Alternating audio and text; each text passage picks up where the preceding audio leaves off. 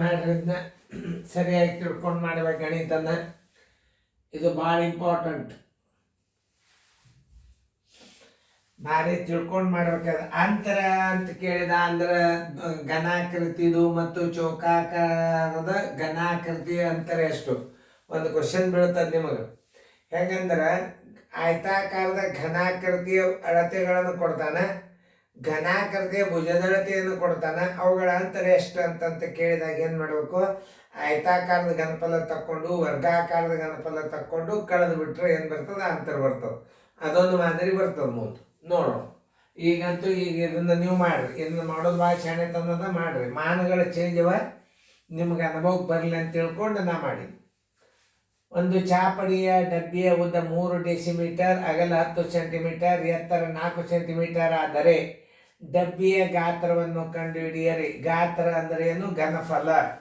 ಆಯತಾಕಾರದ ಘನಫಲ ನೋಡ್ರಿ, ಮಾಡಿರಿ ನೀವು. ಘನಫಲ ಬರೋಬರಿ, ಘನಫಲ ಬರೋಬರಿ ಉದ್ದ ಗುಂಡ್ಲೆ ಅಗಲ, ಅಗಲ ಗುಂಡ್ಲೆ ಎತ್ತರ.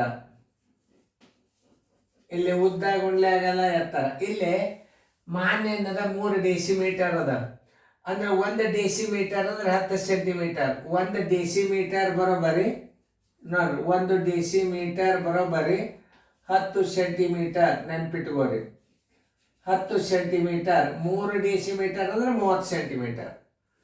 ಅದನ್ನು ಆ ಮಾನನ್ನ ತಿಳ್ಕೊಬೇಕು ನೀವು, ಯಾಕಂದ್ರೆ ಭಾಳ ಇಂಪಾರ್ಟೆಂಟ್ ಅದು. ಮಾನಗಳನ್ನು ಯಾಕೆ ಕೊಡ್ತಾನಂದ್ರೆ ಇವರಿಗೆ ಅಳತೆ ಮಾನಗಳು ಗುರ್ತವನೋ ಇಲ್ಲೋ ನೋಡಿ. ಇಲ್ಲೊಂದು ಚೌಕದಾಗ ಹಾಕಿರ್ತದೆ ನೋಡಿ, 1 decimetre is equal to 1 decimetre is equal to 10 centimetre. ಇದನ್ನ ನೆನ್ಪಿಟ್ಕೋರಿ, ಇಂಥವು ಗ್ಯಾರಂಟಿ ಬೀಳ್ತಾವ. ಅಂದ್ರೆ 3 ಡೆಸಿಮೀಟರ್ ಅಂದ್ರೆ 30 ಸೆಂಟಿಮೀಟರ್ ಹಚ್ಕೋರಿ. 30 ಗುಂಡ್ಲೆ 10 ಗುಂಡ್ಲೆ 4, 3 4 12 ಘನ ಸೆಂಟಿಮೀಟರ್. ಘನ ಸೆಂಟಿಮೀಟರ್ ನೋಡ್ರಿ. ಈಗ ಎಲ್ಲರ 1200 ಘನ ಸೆಂಟಿಮೀಟರ್ ಉತ್ತರ ಸಂಖ್ಯೆ ಡಿ. ಈಗ ಇನ್ನೊಂದು ಇಲ್ಲಿ ವಿಶೇಷ ಹೇಳ್ತಾನೆ ನಾನು.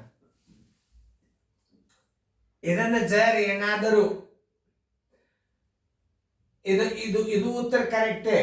ಏನು ಘನ ಮೀಟರ್ ಅಂತ ಬರೆದಿದ್ದ ಅಂದ್ರೆ ನೀವು ಇದಕ್ಕೆ ಉತ್ತರ ಹಾಕಬೇಕು.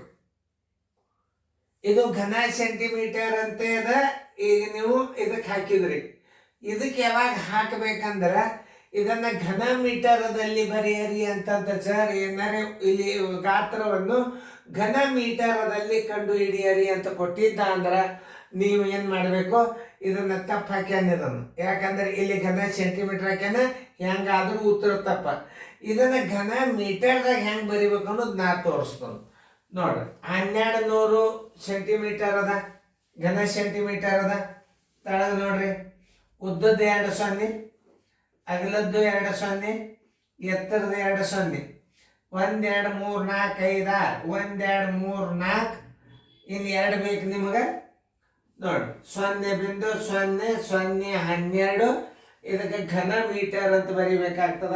ಘನ ಸೆಂಟಿಮೀಟರ್ ಅಂತ ಬರ್ದಾನ, ಅದಕ್ಕೆ ನಾವು ಉತ್ತರ ತಪ್ಪಂತ ಹಾಕಬೇಕು ನೋಡಿ. ಇಲ್ಲಿ ಒಂದ್ ವೇಳೆ ಘನ ಮೀಟರ್ದಾಗ ಕೊಟ್ಟಿದ್ದಾರೆ ಏನು ಮಾಡ್ತಾವ ನಾವು, 0.0012 ಘನ ಮೀಟರ್ ಅಂತ ಬರೀತಿದ್ದ. ಸೆಂಟಿಮೀಟರ್ ಬರ್ತದೆ, ಯಾಕೆ ಉತ್ತರ 2 ಆಗ್ತವೆ. ಇಲ್ಲಿ ಘನ ಮೀಟರ್ ಬರೆದ್ರೆ ಇದು ಉತ್ತರ ಆಗ್ತದೆ, ಇದು ಉತ್ತರ ಆಗ್ತದೆ. ಅವಾಗ ಏನು ಮಾಡ್ತಾರೆ, ಇದನ್ನು ಉತ್ತರ ಹಾಕಿಸ್ಲಿಕ್ಕೆ ಇದಕ್ಕೆ ಘನ ಸೆಂಟಿಮೀಟರ್ ಅಂತ ಬರೆದು ಉತ್ತರ ತಪ್ಪಿಸಿಬಿಡ್ತಾರೆ ಅವರು. ಅಕಸ್ಮಾತ್ ಘನ ಮೀಟರ್ ಕೇಳಿದ್ದಾರೆ, ಇದನ್ನು ಘನ ಸೆಂಟಿಮೀಟರ್ ಜಾಗದಾಗ ಘನ ಮೀಟರ್ ಬರೀತಿದ್ದ. ಇಲ್ಲಿ ಏನು ಮಾಡ್ತಿದ್ದ 1200 ಚದರ ಸೆಂಟಿಮೀಟರ್ ಅಂತ ಬರೆದು ಈ ಉತ್ತರ ತಪ್ಪಿಸ್ತಾನೆ. ಯಾವಾಗಲೂ ಉತ್ತರ 2 ಬರಂಗಿರುವುದೇ ಇಲ್ಲ.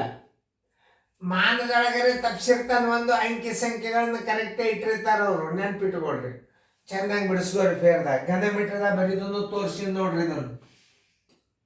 ಯಾಕಂದ್ರೆ ಘನ ಮೀಟರ್ ಬರ್ದಾಗ 2 ಉತ್ತರ ಆಗ್ತಾವೆ. ಇದಕ್ಕೂ ಉತ್ತರ ಆಗ್ತಿತ್ತು, ಇದಕ್ಕೂ ಉತ್ತರ ಆಗ್ತಿತ್ತು. ಅದಕ್ಕೆ ಏನು ಮಾಡ್ಯಾನ, ಘನ ಸೆಂಟಿಮೀಟರ್ ಹಾಕಿ ಇದನ್ನು ರಾಂಗ್ ಮಾಡ್ಯಾನ. ಇದು ಘನ ಮೀಟರ್ವನ್ನ ಘನ ಸೆಂಟಿಮೀಟರ್ದಾಗ ಇಟ್ಟಾನ. ಉತ್ತರ ಸರಿಯಾಗಿ ತಿಳ್ಕೊಂಡು ಗಣಿತಗಳನ್ನು ಮಾಡಬೇಕು.